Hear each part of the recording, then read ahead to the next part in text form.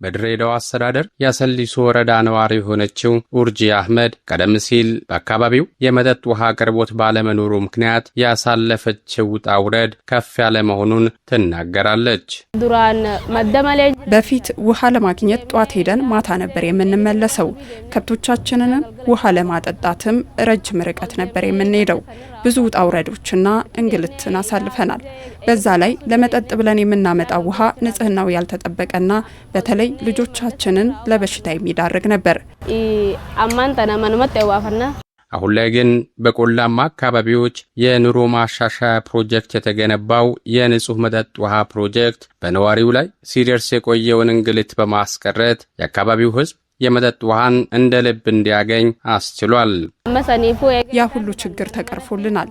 አሁን በየቤታችን ውሃ እንድናገኝ ተደርጓል። ከዚህ በተጨማሪም የአካባቢው ሕዝብ የሚጠቀምበት የውሃ ታንከር ተሰርቶልናል። ከብቶቻችንን ለማጠጣት ረጅም ርቀት ሳንሄድ በተሰራልን ቦታ እንደ ልብ እናጠጣለን። እናመሰግናለን። በፊት ውሃ ለማግኘት አህዮቻችንን ይዘን ረጅም ርቀት በመጓዝ እኛም አህዮቻችንም እንደክም ነበር። አሁን ውሃ በየቤታችን አስገብተውልናል። መጸዳጃ ቤት ሰርተውልናል። ትልቅ ችግር ነው የተቀረፈልን። አሁን ፕሮጀክቱን እንደራሳችን እንጠብቀዋለን። በጣም ነው ደስ የተሰኘ ነው። ገመቹ ጉዳቱን ተደገማ ካን ወሩት ወፈቻቲ በመስኖ ተጠቃሚ እንድንሆን የከርሰ ምድር ውሃም አውጥተውልናል።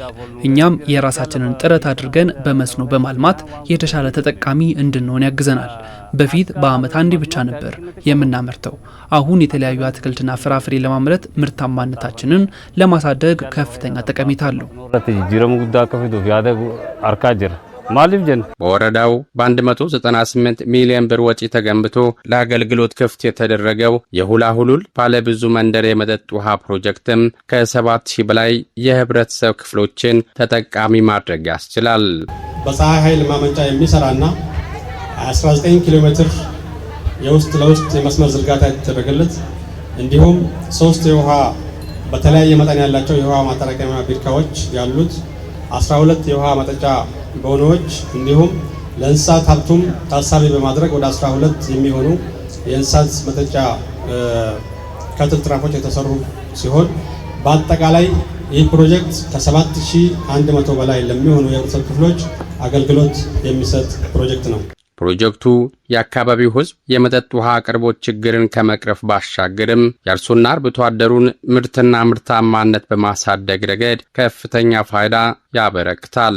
የመስኖና ቆላማ ፕሮጀክት ሚኒስቴር በዚህ ሁላ ሁሉል ላይ የነበረው ደግሞ 2 መንደር ብቻ ነበረ ከ9ኙ። አሁን ሙሉ ለሙሉ 9ኙም ደግሞ ውሃ የመጠጣት እድልም ስላገኙ እናቶች ውሃ ለመፈለጥ ጠዋት ወጥቶ በጀርባቸው ተሸክሞ ተራራ ወጥቶ ይሄንን እንቅፋትና ልፋት ሁሉ ስላስቀረ ዳግም በራሴና በአስተዳደሩ ስም ለቅ ያለ ምስጋናዬን እያቀረብ በቀጣይም የንጹህ የመጠጥ ውሃ ተደራሽ ባልሆነባቸው አካባቢዎች መሰል ፕሮጀክቶችን እውን በማድረግ የሕዝብን ተጠቃሚነት ለማሳደግ በትኩረት ይሰራል።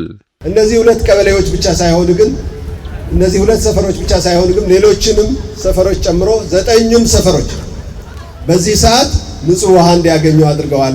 ይሄ ፕሮጀክት ሰው ብቻ ሳይሆን እንስሳትም ውሃ የተጣራ እንዲያገኙ አድርገዋልና እንደዚህ አይነት ፕሮጀክቶች በቀጣይ የነዚህ እጥፍ ፕሮጀክቶች እያቀድን እያሰፋን የደረሳቸው መንደሮች ብቻ ሳይሆኑ ያልደረሳቸው መንደሮችም በአጠቃላይ ግን ያስተዳደሩ ቀበሌዎች በሙሉ የውሃ ችግራቸውን የኢሪጌሽን ፍላጎታቸውን ለማሳካት በቀጣይ አመታትም የምንሰራ መሆኑን በዚህ አጋጣሚ መግለጽ ፈልጋለሁ።